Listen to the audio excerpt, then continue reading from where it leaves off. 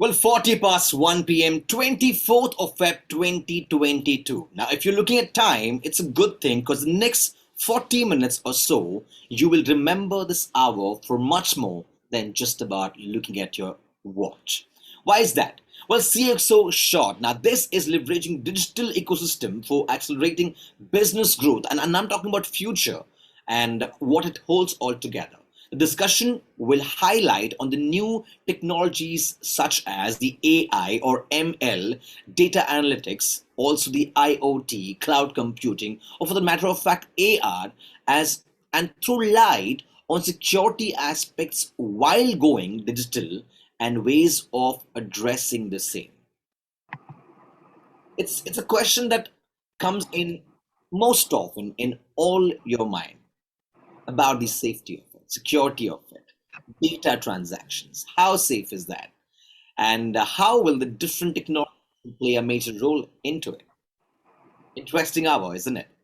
So let's get straight into it and welcome our panelists first. Joining us now is Mathew, Chief Information Officer, Mother Dairy Fruits and Vegetable Private Limited, alongside Reema Jain, Chief Digital Officer for Vodafone Idea.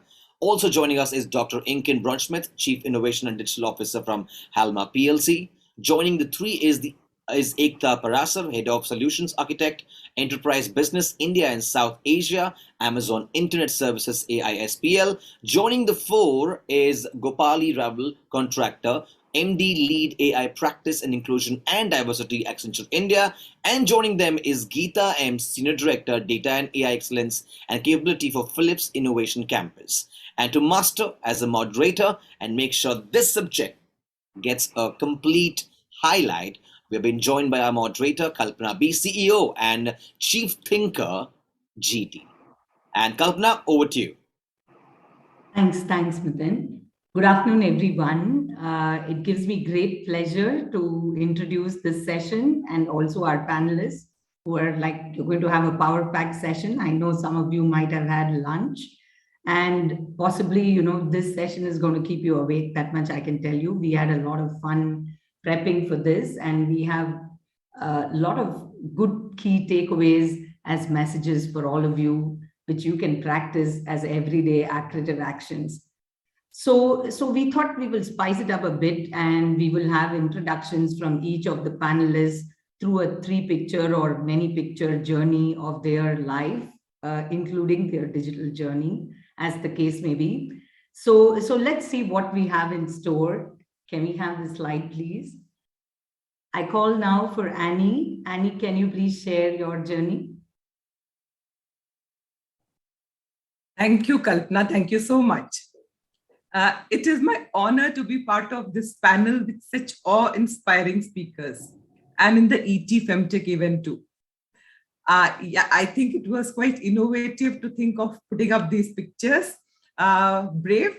I don't normally look back, but Women's Day every year forces me to introspect and take stock of my journey, especially today when young mothers may have to go back to work. Without the safety net of daycare centers, I worry about them because I have gone through a lot of such issues throughout my career. In the context of the pics, I am proud that I grew up in Bhilai, which was a very cosmopolitan town. The cosmopolitan culture was a significant influence. I think many will empathize with the move from small towns to big cities, but 30 plus years ago, there were quite a few walls to be broken down. I think the next pick in the milestone is marrying an Air Force officer. You don't marry the officer, you become part of the defense family. Even then, I just could not bring myself to give up my career and ended up with long stints away from my family, my child too. I spent a lifetime justifying my choices to family and friends. And the more I did, the more convinced I was. I saw so many professionally qualified women posted in remote locations and unable to pursue careers. Today, WFH options are a boon for them. And I hope industry finds a way to sustain these options for them.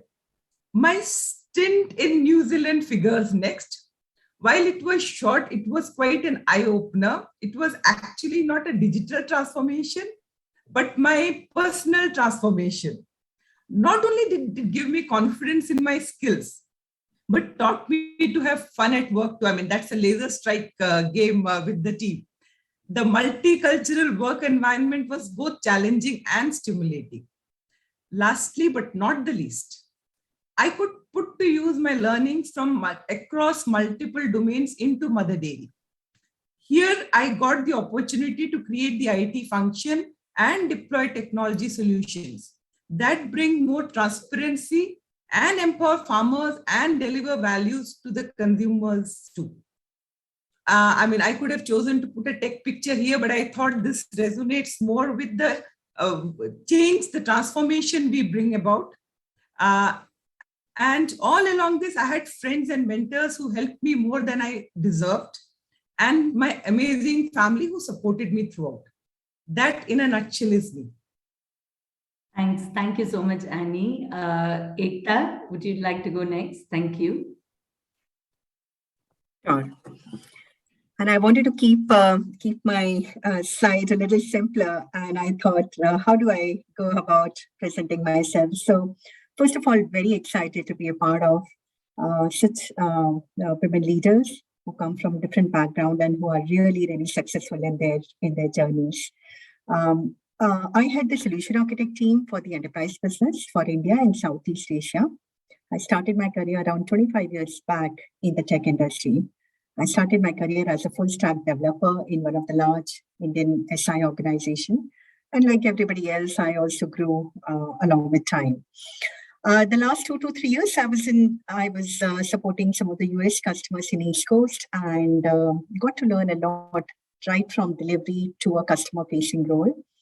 Came back to India, joined another organization, which is a large software company, spent around 7 to 8 years and was completely in a customer facing role. But more importantly, what I learned is how to handle customer requirements rather than just building up or developing a product or working on a tech. That was not really the super fun. And around 7 years back, yesterday, I completed my 7 years with Amazon. And I had the solution architect team for the enterprise business. But more importantly, every day we have fun on working some of the cutting edge technology where we are supporting our customers, whether it's on edge computing or whether it's on AI/ML, or whether it's trying to solve some of the problems by migrating their customers' workload from the on-premise data centers to the cloud environment. This in simple words has been my journey, and super excited to be here. Back to you, Kalpana. Thank you. Thanks so much. Geetha. Hi. Hi. Good afternoon to all of you. Thank you, Kalpana. It is a pleasure and an honor to be part of this panel discussion. I have a little bit of a long story to tell, but I'll try to keep it short. I'm Geetha. I graduated from Bangalore University in computer science and engineering. I was part of the first batch in 1985 in computer science from Bangalore University. So I started my career working on these mainframes, like these VAX computers, Sun workstations you see in that picture, right? And those days, these access to computers was not very easy. We had to book time in advance, and we had to carry handwritten programs to feed into the computer. Then you get limited time to enter the program, take a printout, come to your desk and do the debugging. Yeah. So it was interesting times, I would say. That was my first interaction with computers. The computer center was a very secure area. So you actually have to remove your footwear, like you're going to a place of worship, and you enter the computer center. And most of these investment in large mainframes, etc., was made by these defense organizations like HAL, ISRO, NAL. So I started my career with HAL and CMC. Where we're working on these kind of mainframes computers. Then, of course, in 1990s, I would say, the desktop, it was such a boon. It came in and your computer came onto your desk and you had ample time by then. You could spend a lot of compute time was available.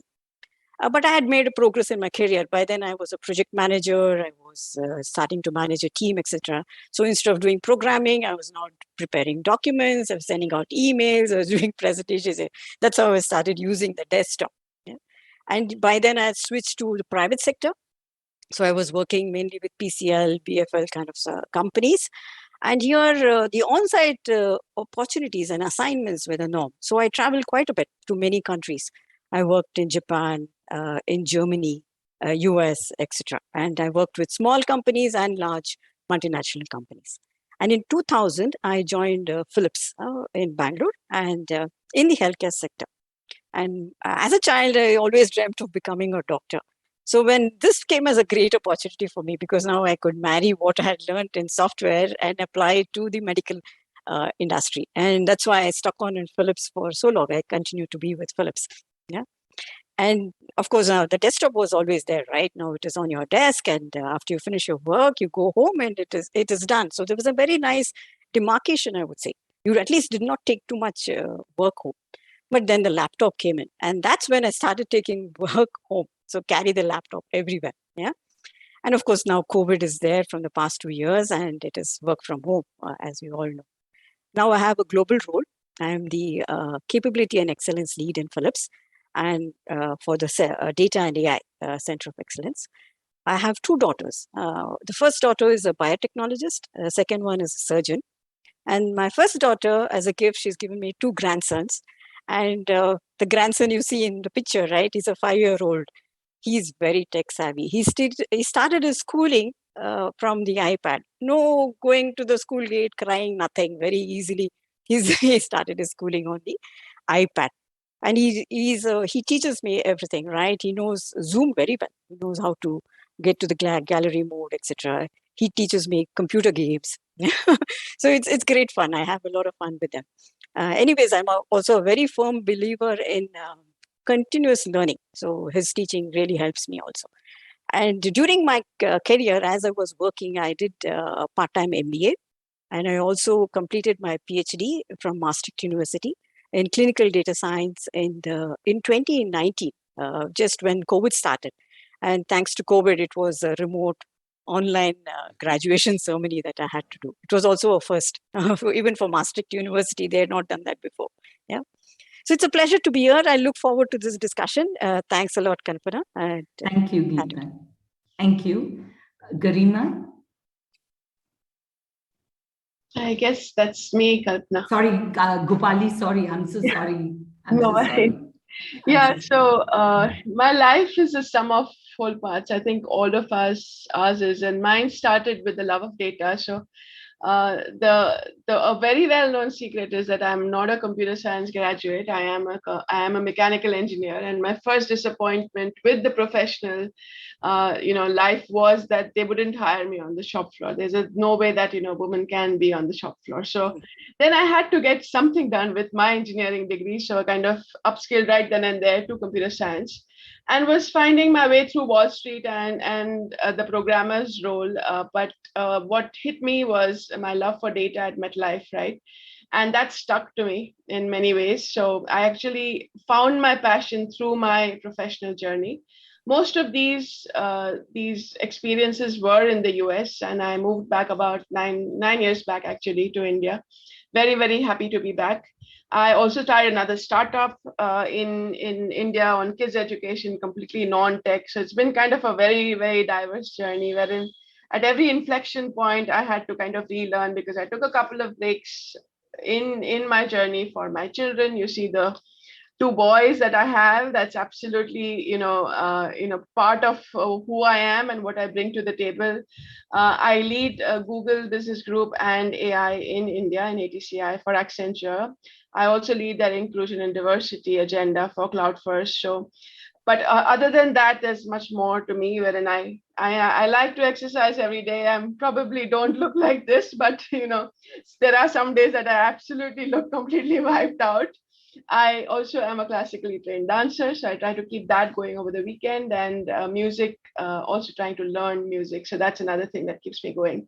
What I wanted to kind of talk about through this journey is there's always been an inflection point in upskilling, and a lot of us talked about that, and getting to be relevant at each point, but also maintaining or remaining who you are to the core. And Accenture as a firm allows me that, so I can bring all these things to my work every day. Very, very happy to be here, Kalpana. I'm absolutely awed by the company that there is today, this afternoon. So really looking forward. Thanks. Thank you, Gopali. Thanks so much. Inken? Thank you. I'm excited to be here again after last year and so honored. This is really nice, great panel being part of it. So my name is Inken Braunschmidt. I'm Chief Innovation and Digital Officer for Halma, and Halma is a global group of companies with life-saving technologies, and we provide innovative solutions in the areas of health tech, of environmental tech, and safety tech. And that to really achieve our purpose, which is growing a safer, cleaner, healthier future for everyone every day. When you would have told me years ago that this would be my job and where I would end in that such fantastic company, I could not imagine it, because when I studied innovation and technology management, there were only 2 universities in Germany where you could do that. And the first picture is the building in Kiel at Kiel University, where I found my passion for innovation and technology management. And I'm also talking about what kind of barriers to overcome. So when I had my examen and started thinking where to work, it was very obvious, at least in Germany at that time, being female and young, doing a PhD would help. So that's what I then did. I did my PhD in technology management, and looking backwards, it helped a lot, overcoming barriers of being a female in a tech environment and surrounding. During the years, I developed a passion for a specific part of technology, and that is digital. So for me, that's beyond the buzzword, just a subsector of technology. And within that, I developed a love for AI, because I truly believe if we want to achieve, for example, our purpose at Halma, growing safer, cleaner, healthier for everyone every day, you need going digital, you need AI, you need the topic of being able to analyze, monitor, and predict and prevent. And the next picture here, you see me talking at the AI Summit in New York. This is another thing which I started to support also the topic of women in tech. You need to go out there and you need to show that that there are women, there are female tech enthusiasts, and trying to give the example. And that leads me to my last picture, which was a conference about inspiring young women to go into a STEM career and to go into engineering. And I truly believe that you can do exciting careers, even more today, thinking about sustainability and fighting climate change. I mean, we need all hands on deck. And close to my heart is really also trying to give back and inspire women to really start that career, which can be exciting, fulfilling, fun. And that's, I think, is also the reason why I'm here today. Thank you. Thanks, Inken. Reema? Yeah, thanks, Kalpana. Inken, really, inspiring story, and good to see you are, doing so much for women in tech. I think when, if you look at when we grew up, we didn't have role models to look at, right? But I'm so happy that our, the young girls will have role models like each one of you to, to look at and get inspired. So, overall good work there, Inken. So I'm Reema. I'm the Chief Digital Officer for Vodafone Idea. Again, that is not how I look like. That's a Bollywood actress, really. But I just wanted to depict a, story.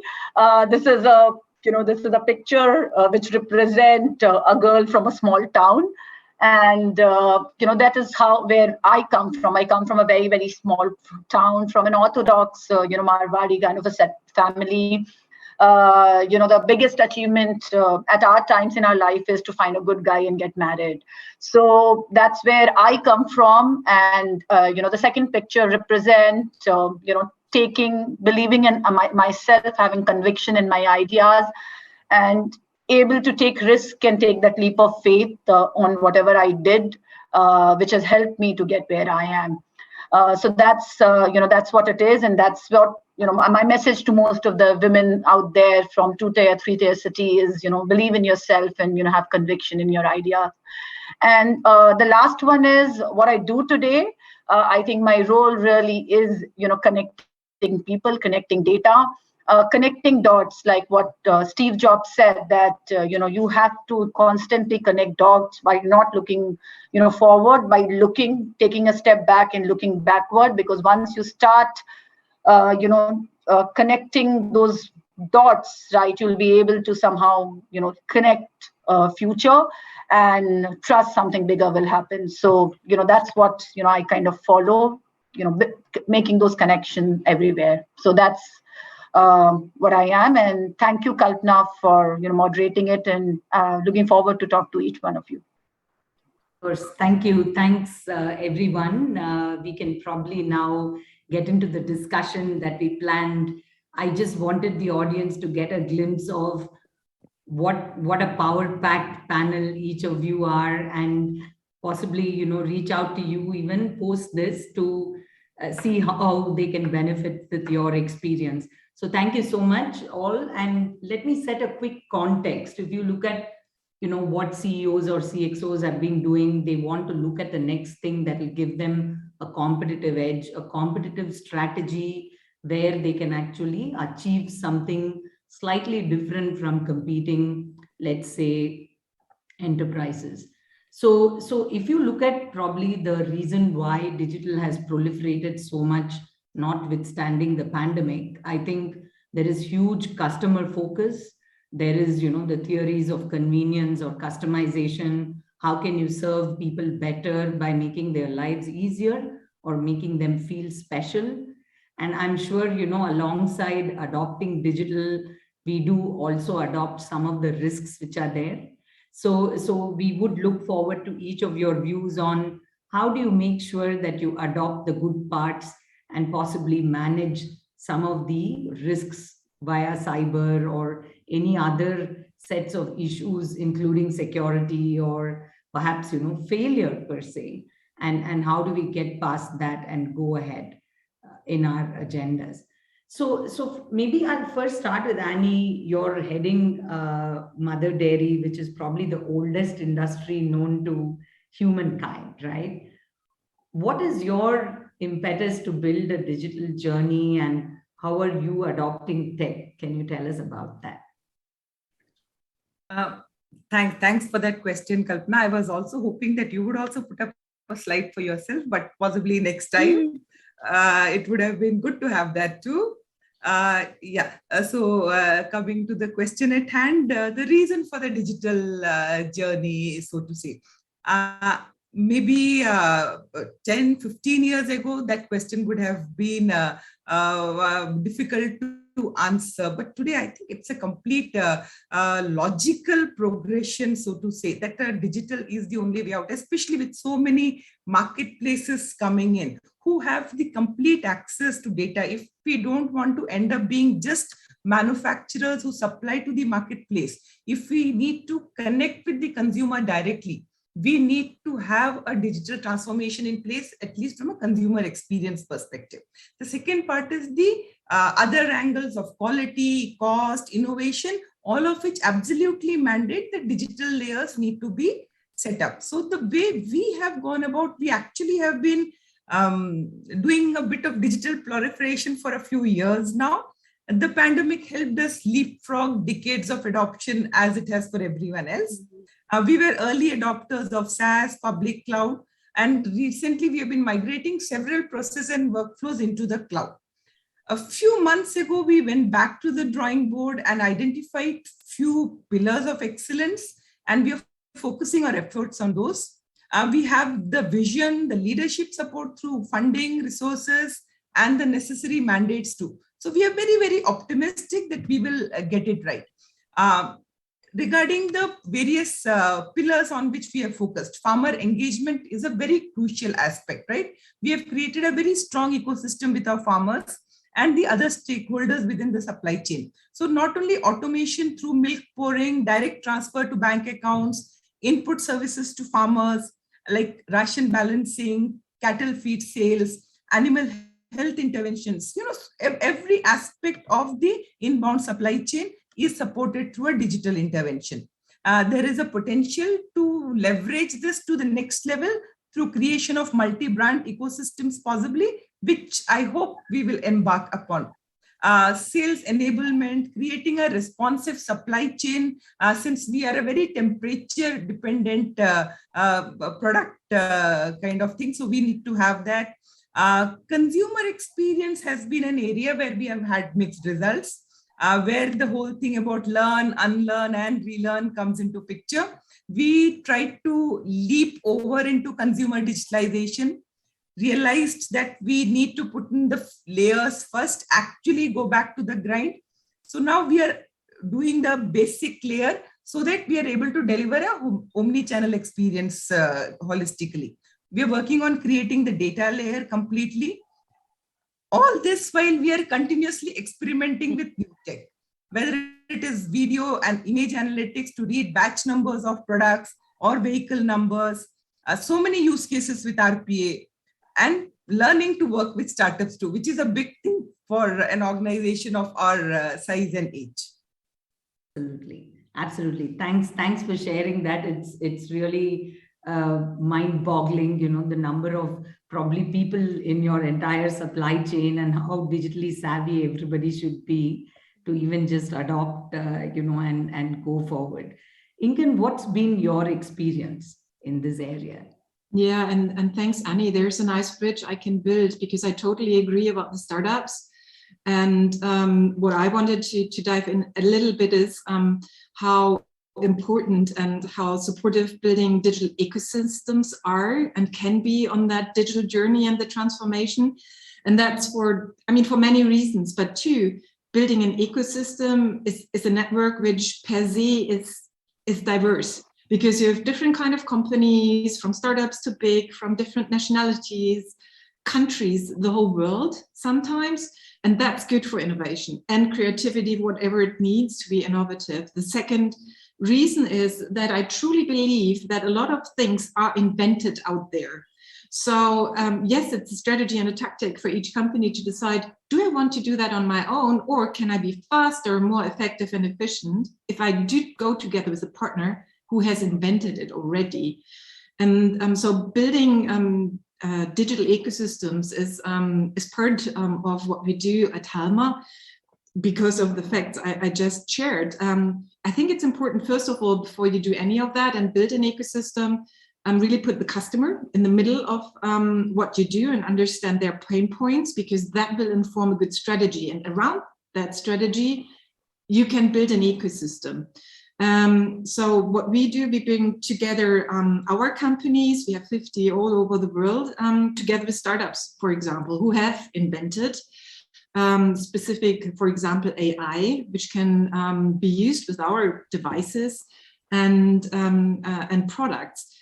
With that, and partnering with startups and sometimes also investing in them, we just leapfrog our innovation process.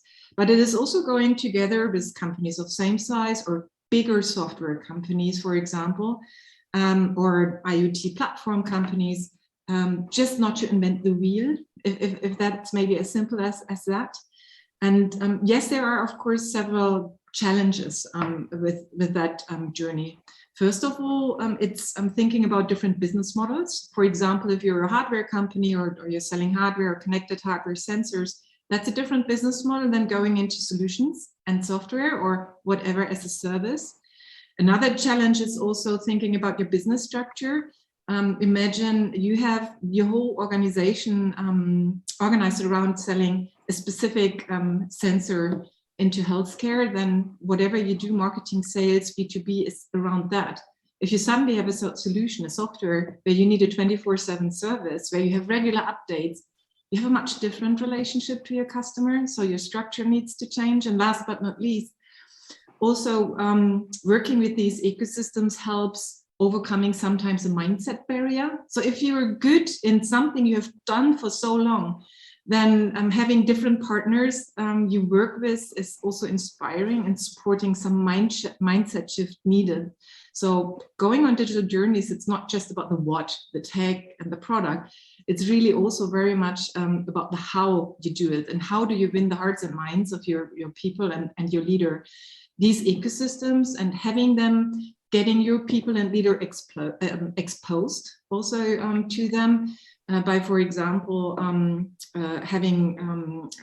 going into these innovative ecosystems like in London, in Tel Aviv, but also in Bengaluru, in India, or in the Silicon Valley, really helps seeing it, experiencing it, and helps on that journey. Thank you. Thanks, Inken. I mean, whenever anyone is in doubt of why should I build an ecosystem, just remember the song from Beatles. I just get by with a little help from my friends. You need friends of all sorts, in the ecosystem, right from startups who shape your probably ZAS or thinking, to say that, look, there is a different method to probably established hardware or software players. Thanks so much, Inken. That was very insightful.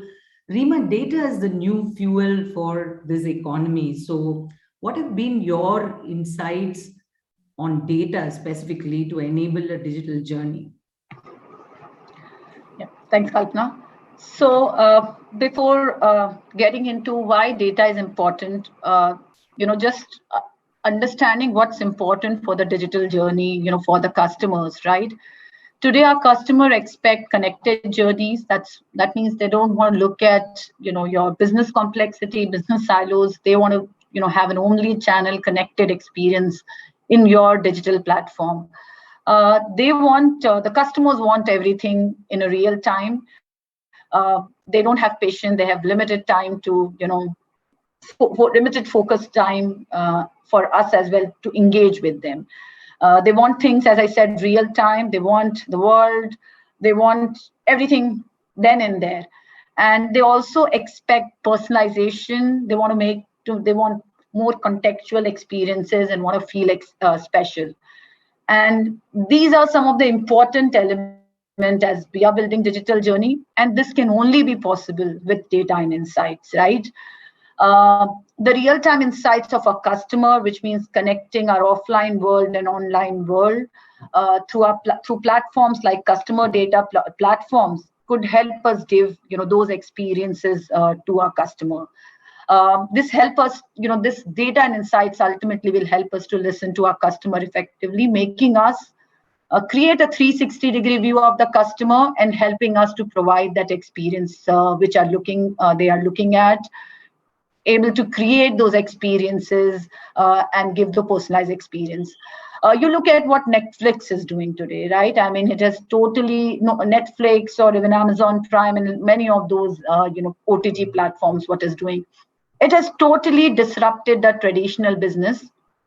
And just by, through their platform, by using, AI, ML, machine learning, data science to make personalized recommendation and engaging with us, right? So that's the power of the data, and that is very, very important in, digital journey.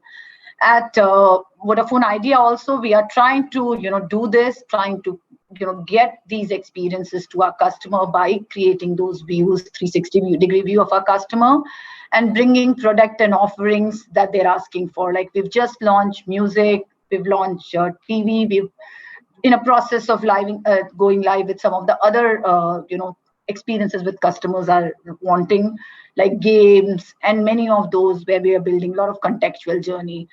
So, of course, as I said, data will help us to disrupt. Data will help us to serve our customer better digitally, and ultimately, it will, help us to, constantly, engage with them and make the decision real time. So, I definitely think it is one of the most important, fuel for creating any digital experiences or journeys. Great. Thank you so much. Moving on, I think, we've heard from what is data, what is ecosystem, maybe the digital journey, some of the challenges. What do you think, promotes a culture of experimentation, Geetha? Because there could be failure, there could be success. So what actually promotes that, in your view and experience? Kalpana. So before I give my response, I just want to kind of so much agree with all the panelists, right?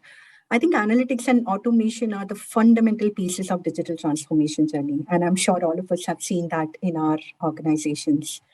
just pivoting towards a culture of innovation and culture of experimentation, right? And in Amazon, we call it as, it's very important piece, because in your digital transformation journey, you will have a lot of time, you will need to validate your hypothesis for your end customers.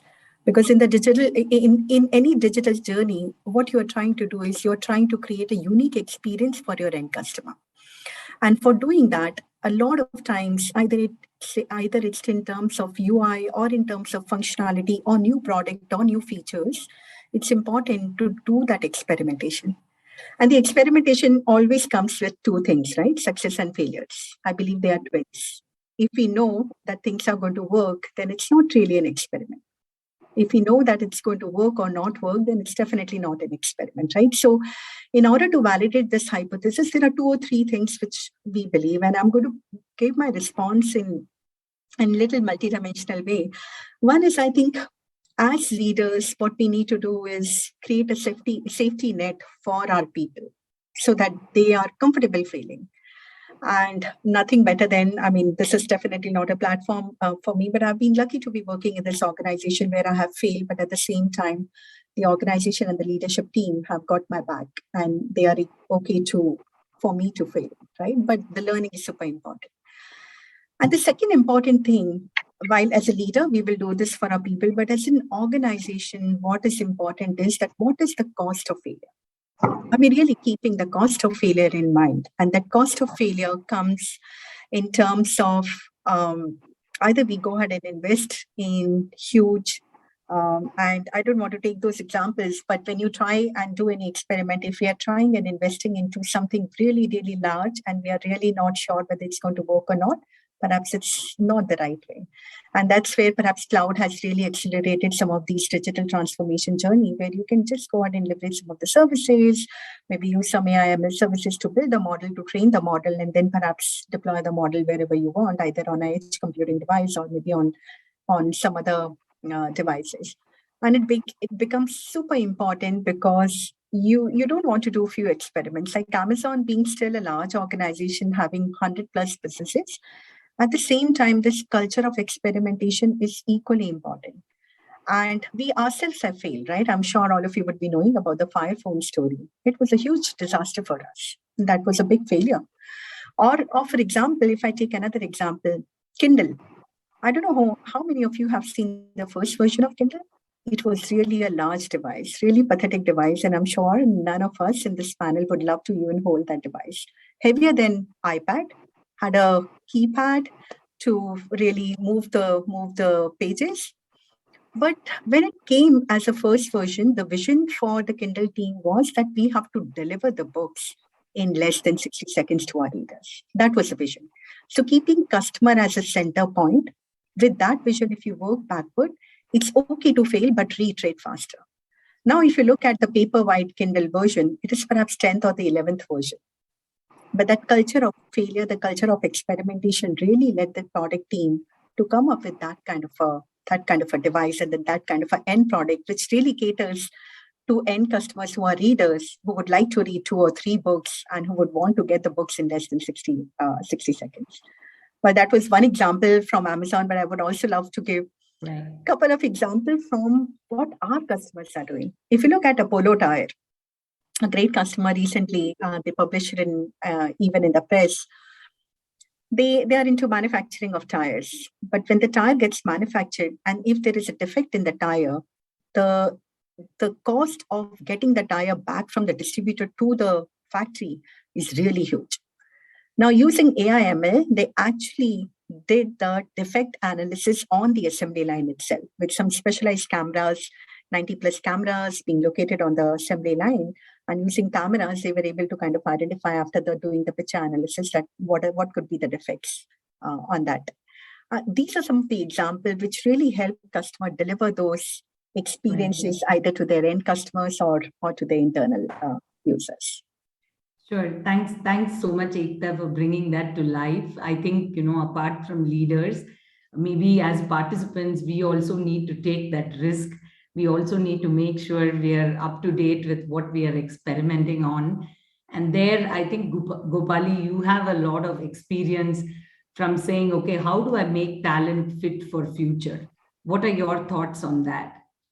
Thanks so much, Kalpana. Absolutely hit the nail on its head. So I started leading AI when AI was just being kind of socialized in the world of tech, and that was about 7-8 years back. And the fact that we had a new technology at our behest also called upon the fact that we needed more people trained up in it. And this is now for all cloud skills, right? So we are in a space right now in the tech world where cloud has actually played as a leveler. You no longer have the excuse of saying, that I have 20 years of experience in SAP, so I'm better than you. You can start anywhere and you can end up, at that same level. So I think in terms of learning, there is absolutely no shortcut, but there's absolutely no excuse as well. Because unless you're relevant to what's happening in the tech world, you're not going to be able to propose the right solutions for your clients. So you're almost getting from a specialist type of a role to now a more like a full stack type of a role, where you need to at least understand, how the various technologies work, and no other way to do it than learning. Now, in terms of, what we are doing at Accenture, multiple things, we absolutely have a very strong learning framework that is available to all our employees across Accenture, and Accenture spends a lot of money kind of building out the right sort of trainings. But even in terms of social good, right? So bringing in the diversity piece in it, we're also supporting women from diverse socioeconomic backgrounds to train up and come up to par. As I said, cloud is so beautiful in it being a leveler that, we are able to do that due to the technology itself to kind of upskill people. And it's not only about upskilling, it's also about mentoring, coaching, and holding hands through the way, right? So it's not only about technical skilling at all. It's also making our people successful. So more like a holistic program to kind of enable people to be better than themselves. Kalpana, back to you. Right. Thank you. I just want to also share with the panelists that, look, we have about 8 minutes left. We have Geetha. I know that building capability, especially in this new area, is your passion. What I'd like to do is maybe post that we will have maybe a minute of last words from each of you, if that's okay. So first, prior to that, Geetha, over to you for your views on how do you build capabilities in an area which is so new. What has been your experience? Thanks, Kalpana. Actually, I can really build upon all the things that our previous panelists have told us, right? So Reema touched upon data. Annie mentioned the culture that is required to change within that. Gopali mentioned the learning things that we have to do. And Ekta brought out very nicely the things about experimentation, which is also part of building capability, right? And Inka, of course, mentioned the ecosystem part of it. So all these are important. So digital transformation is not just about technology. It is fundamentally redefining your entire business strategy and changing the culture of your organization. It is a strategic competence, period, right? And it is about creating those new business models on a technology platform. So your Amazon is not just an online shopping shop, right? It's not just that. It is radically changed how we buy, how we experience shopping even. So it is about changing the customer behavior, their experience, and their expectations.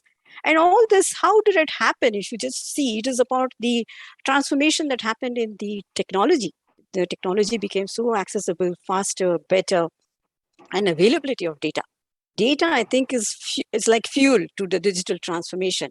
And the data collection, the security aspects of it, how do you do the analytics of it, and how do you build the right application, looking at the experimentation part of it, continuously learning on what is the right fit, etc., is also a competence and a capability that you need to develop. It doesn't come easy, right? Failing is sometimes not very comfortable in organization, but that's a very, very important to learn with failures. Yeah. So those are the capabilities. If you look at holistically, it is not just about the training.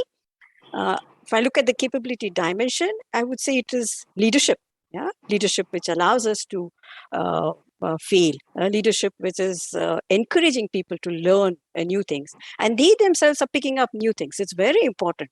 Many of our leaders are very senior members, and they have to learn new skills, new ways of doing things, like how I learned from my grandson. So they have to do that.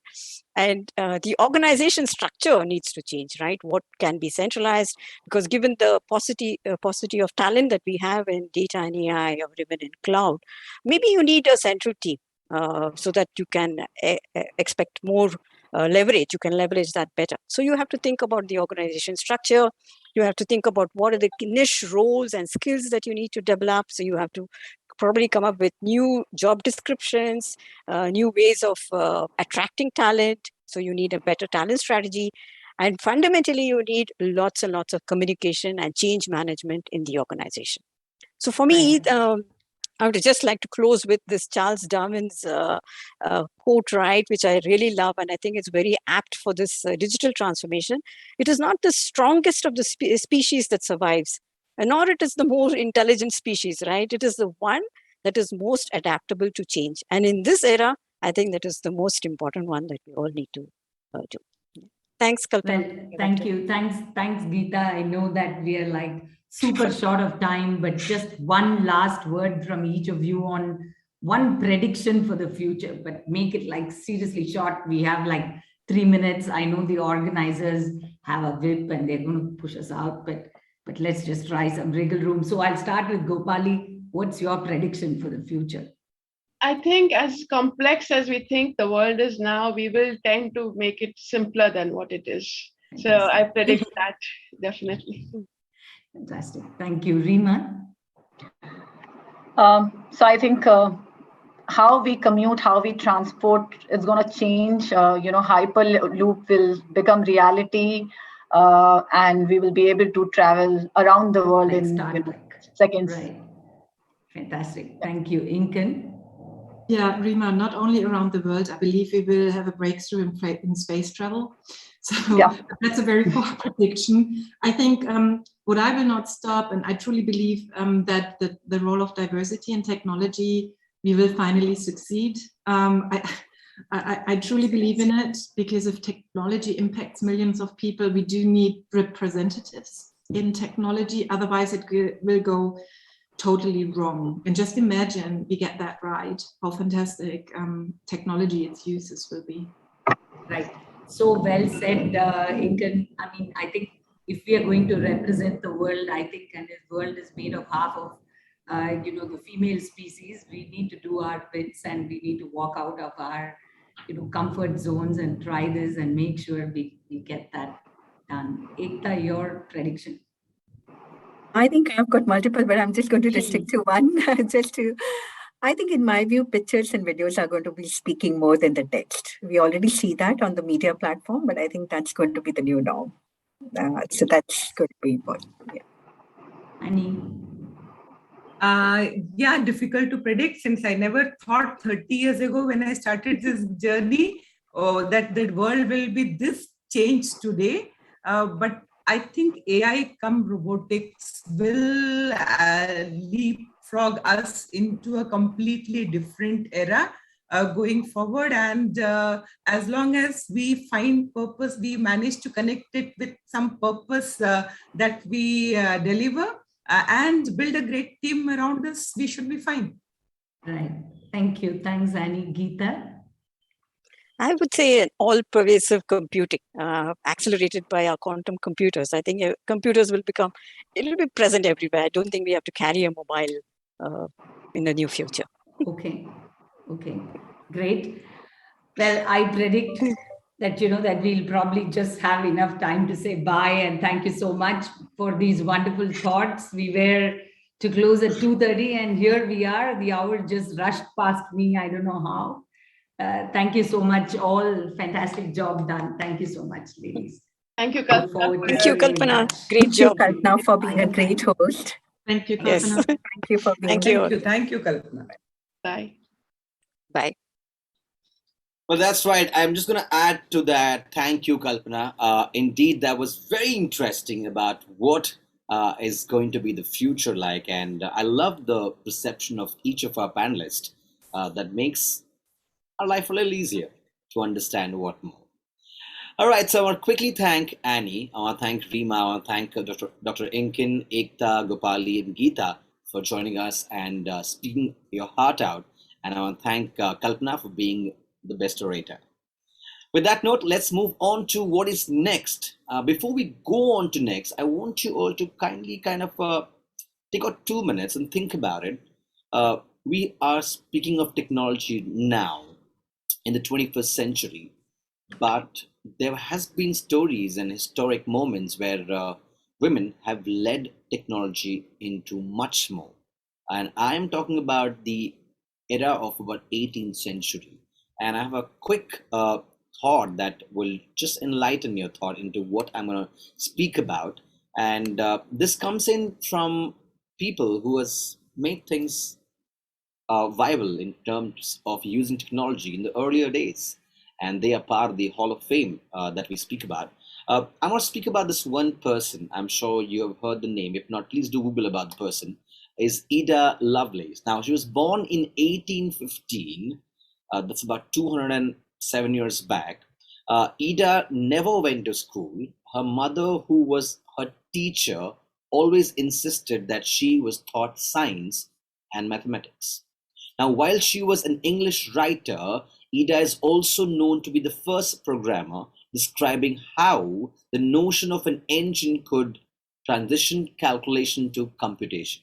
She's one of the most renowned women in technology and is even considered as the prophet of the computer age. Every second Tuesday, month of October, is dedicated to Ada as Ada Lovelace Day to rejoice the achievements of women in STEM careers. If you're there and listening to me, I think we should give a big round of applause. And it talks about the power and creativity and much more from the days you can't ever imagine. And that's where Ada stood tall in 18th century. I have another very interesting aspects and fact from, again, the past. Here, I'm going to talk about another Hall of Fame, Sister Mary Keller. Now, she was born in the year 1913, again, close to 109 years back, and was an American Roman Catholic religious sister. She started working at the Computer Center at Dartmouth College, an all-male school, in the year 1958, along with the two other scientists. Now, she developed the basic computer programming language and later founded and chaired a computer science department in Clark College. At the college, she was an advocate for women in computer science, supporting working mothers by encouraging them to bring their babies to class with them. She's also known to be the first woman to ever receive a PhD in computer science. And these two women make us proud of what they've achieved. And if you're there, from your heart, I think they deserve a round of applause for sure. Energies are listening, they are listening. And of course, it makes all of us motivated, gets to go and achieve much more. And that's been the subject so far. And Hall of Fame stories will continue. But for now, let's get back to quick what's going to come our way. But I want to quickly thank our partners who have helped us shape this in the most amazing way. Our presenting partner, Accenture, powered by Adobe. Platinum partner, AWS. Gold partner, Vertiv. Associate partners, Checkpoint and Fiserv. Media partner, TimesTech.in. Knowledge partner, Insights. And brought to you by Unwired. Now, also, if you have time between sessions, I would request you all to go visit our Accenture booth. And if you have any question, any queries, and I mean any question, any queries, they're here to make sure all your questions are answered. And just not that, if you want to make this day worth winning and winning a lot, apart from seeking and learning and winning gifts in a hamper, then you should visit Accenture booth because they have a quiz running and not one, but many get a chance to win something. With that thought and much more, let's get on to what is up next. Well, ladies and gentlemen, I'm sure you're waiting for much more, and we got the much more for you. And that's why we're moving towards the female talent in STEM. Now, inspiring the next gen women leaders. That's exactly what's next.